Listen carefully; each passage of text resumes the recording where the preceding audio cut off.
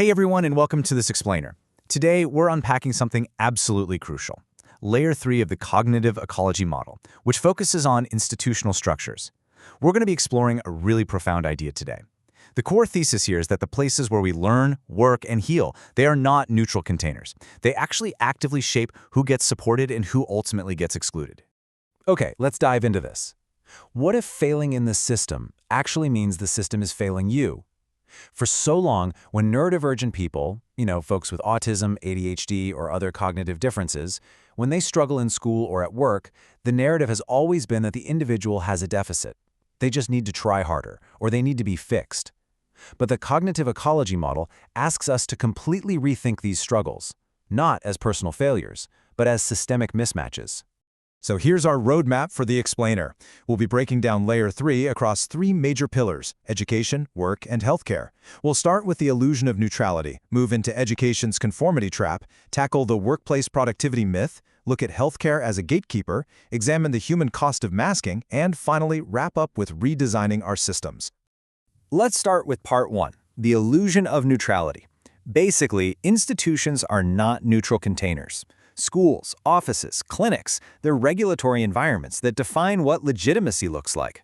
Now, what's really interesting about this slide is how it breaks down what happens inside those environments. We often just think of them as background settings, but consider philosopher Michel Foucault's concept of the medical gaze. It's this mode of institutional power where people aren't actually seen as human agents with valid lived experiences. Instead, they're observed, categorized, and corrected as objects. So in our institutions, neurodivergent people are constantly being managed through diagnostic manuals and behavioral compliance, rather than just being genuinely supported in their natural ways of being. Moving right along to part 2, education's conformity trap. This is all about standardized learning and the suppression of cognitive diversity. Mainstream education systems are completely built around neuronormative expectations. They reward stillness, they reward speed, and they reward memorization. Read this quote. "I wasn't failing school. School was failing to recognize how I learn." That lived experience is just incredibly powerful. When a system operates like a traditional banking model of education, where students are just treated as passive receptacles for standardized information, it commits a kind of epistemic violence. It actively punishes anyone who processes the world differently. So what gets labeled as defiant behavior is, very often, literally just an overwhelmed nervous system trying to navigate a rigid, inflexible environment.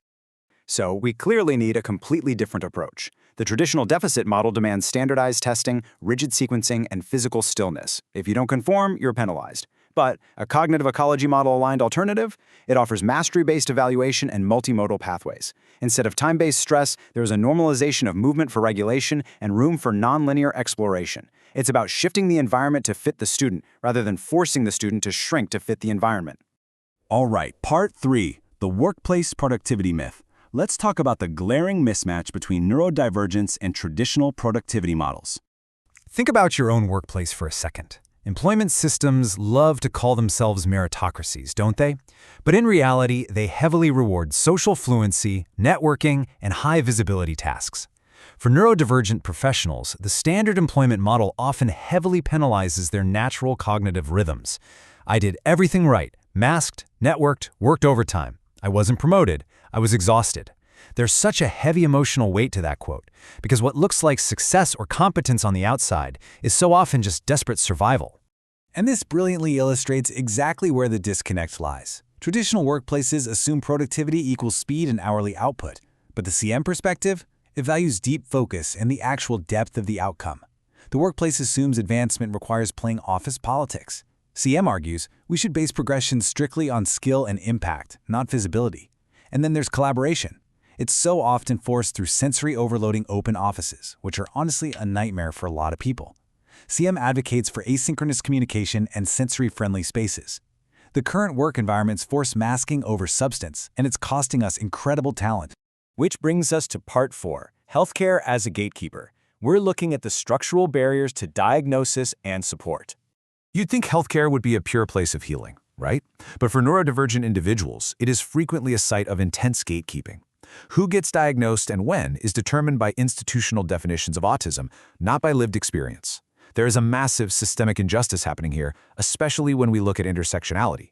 Because diagnostic frameworks were largely built around the presentation of white, cisgender males, intersecting marginalized identities, like women, non-binary individuals, Black and Indigenous people, face severe misdiagnosis and diagnostic overshadowing. The medical system's narrow lens acts as a massive structural barrier. Let's contrast the two. The current rigid medical model relies heavily on outdated childhood checklists. A CEM-aligned approach uses dynamic, identity-affirming frameworks, understanding that neurodivergence is a lifespan experience. The medical model often assumes incompetence. CEM acknowledges that high competence and a need for deep support can exist at the exact same time. And crucially, where the medical model might look at an individual who is heavily masking and say, hey, they're functioning perfectly well, CEM recognizes that masking is a massive clinical challenge. True care has to be relational, autism-informed, and accessible to everyone. Now for Part 5. The cost of masking. This is where we see the agitation of systemic breakdown. The human cost here is absolutely devastating. Let's be blunt about this. Masking is not a skill. It is a survival mechanism demanded by inaccessible environments. Traditional models sometimes treat masking as a form of social competence, or even resilience.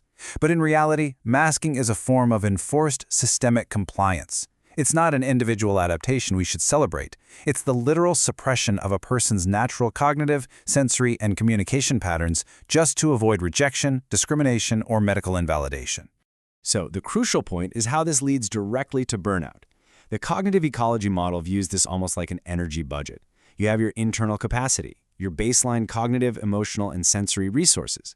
And then you have environmental demand, the immense external pressure to mask, to constantly translate your thoughts into neuronormative language, to conform. Burnout happens when that external demand consistently exceeds your internal capacity. It is absolutely not a lack of resilience. It is a systemic outcome of institutions extracting an unsustainable toll from neurodivergent people. I spent years holding everything together. Then, one day, I couldn't function at all. That lived experience perfectly anchors the theory. Autistic burnout isn't just feeling a little tired. It is a profound, systemic shutdown. It can involve the loss of skills, severe sensory sensitivity, and even physical collapse. It's a rupture. And that rupture is signaling that the system the person was forced to exist in was fundamentally unsustainable. Which brings us to our final section, Part 6, redesigning our systems, how we move from reactive accommodations to actual structural transformation. Let's move to and see how this builds a better future. How do we stop pathologizing individuals and actually fix the ecology? Well, the traditional approach relies on reactive accommodations, case-by-case retrofitting that usually forces an individual to prove they're disabled enough to get help, which just normalizes masking. But universal design, the SEM approach, builds foundational accessibility right from the start. It's proactive. It reduces the need for gatekeeping because the environment is already designed to support cognitive diversity and authentic expression. Inclusion shouldn't be an afterthought. It needs to be the architecture itself. So to actually pull off the structural redesign across our 3 pillars, here are the actionable steps. First, in education, we have to shift to mastery-based, multimodal learning environments where curiosity is rewarded over compliance. Second, in employment, move to outcome-based productivity and flexible structures. Judge the depth of the work, not the office politics. And third, in healthcare, adopt identity-affirming intersectional care models because neurodivergent thriving requires intentional ecosystem design. I want to leave you with this thought. Look around at the schools, the offices, and the clinics in your own life. What would those systems actually look like if they were designed for us in the first place? If they were built from the ground up to hold all minds, rather than forcing everyone into a single rigid mold? The cognitive ecology model shows us that this kind of transformation is absolutely possible, but it requires us to stop trying to fix the person and start redesigning the world.